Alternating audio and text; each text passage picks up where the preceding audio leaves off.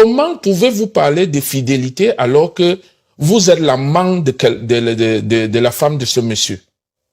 Une manière de lui de renvoyer Ngongo à ses coups de fidélité. Moi, je vais vous dire une chose, c'est clair, c'est que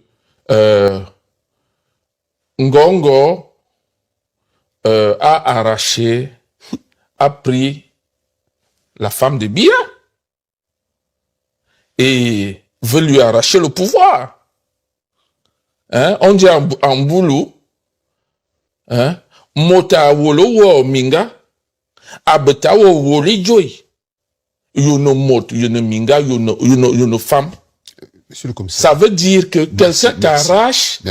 quelqu'un t'arrache la femme et t'arrache le pouvoir. Est-ce que tu es un homme ou alors tu ne l'es pas? Donc, nous en sommes là. Et c'est même une honte. Et c'est pour ça que je dis une honte pour la jeunesse du Sud. Hein? Parce que dans nos us et coutumes, nos vieillards au village qui ont des jeunes femmes, quelqu'un ne peut pas venir d'un autre village pour venir arracher la femme de votre patriarche. Mais dans certaines traditions, l'héritier, le fils héritier, il récupère les femmes du défunt. Oui. Bon, sauf que les jeunes du village de Biya devraient se mobiliser pour donner une correction à cet intrus qui vient arracher la femme du vieux. Monsieur le commissaire. Et veut lui arracher le pouvoir. Monsieur le commissaire. Oui. Est-ce que le président Biya a encore le soutien de ses proches, de ses populations? En réalité, Biya n'a plus, tout au moins, il faut que je vous le dise, il y a une véritable question qui se pose dans la famille et dans l'entourage de Biya. Biya est séquestré, et c'est vrai.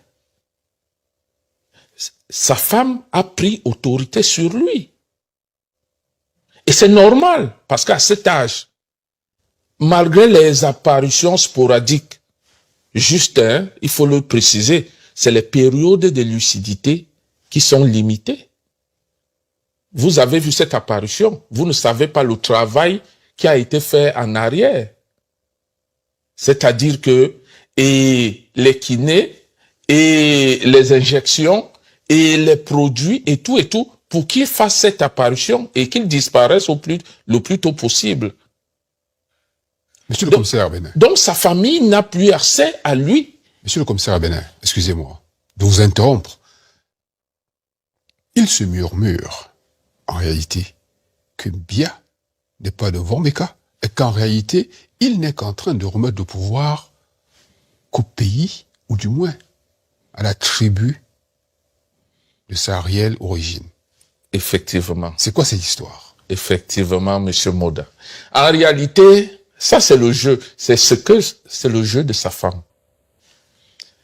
Vous savez, son père venait de Nanga Boko. Il était catéchiste et il avait été affecté en Vomeka, où il a trouvé femme et il a épousé, il s'est installé. Mais c'est vrai, les vraies origines de Biya sont Yezoum. Lorsqu'il épouse Chantal, qui a les origines Yezoum, bien que son père soit français, c'est Chantal a travaillé à convaincre Biya que n'oublie pas que tu n'es pas de Vomeka. Ne l'oublie pas. Faisons tout pour que le pouvoir rentre chez nous, les Yezoum. Donc, c'est ça que Biya a accepté. Même si un certain nombre de choses est allé très vite.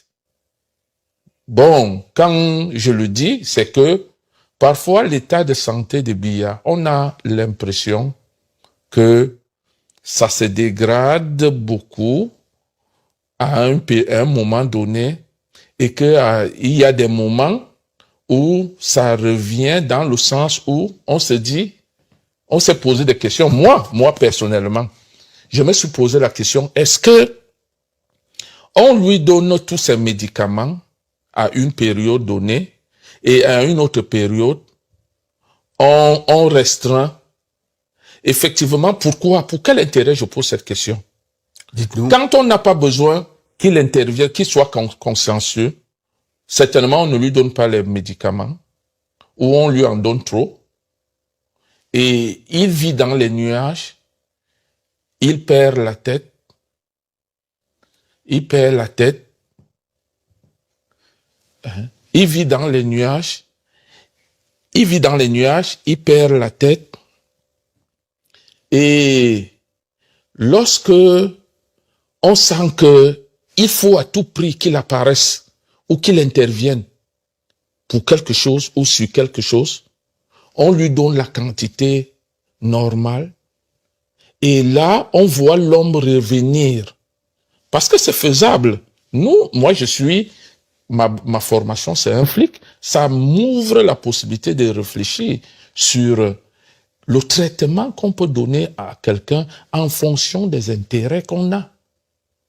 Monsieur le commissaire Albert Lepoulé-Bénin, en réalité, aujourd'hui, ce qu'on peut dire pour conclure cet entretien, ce podcast, c'est que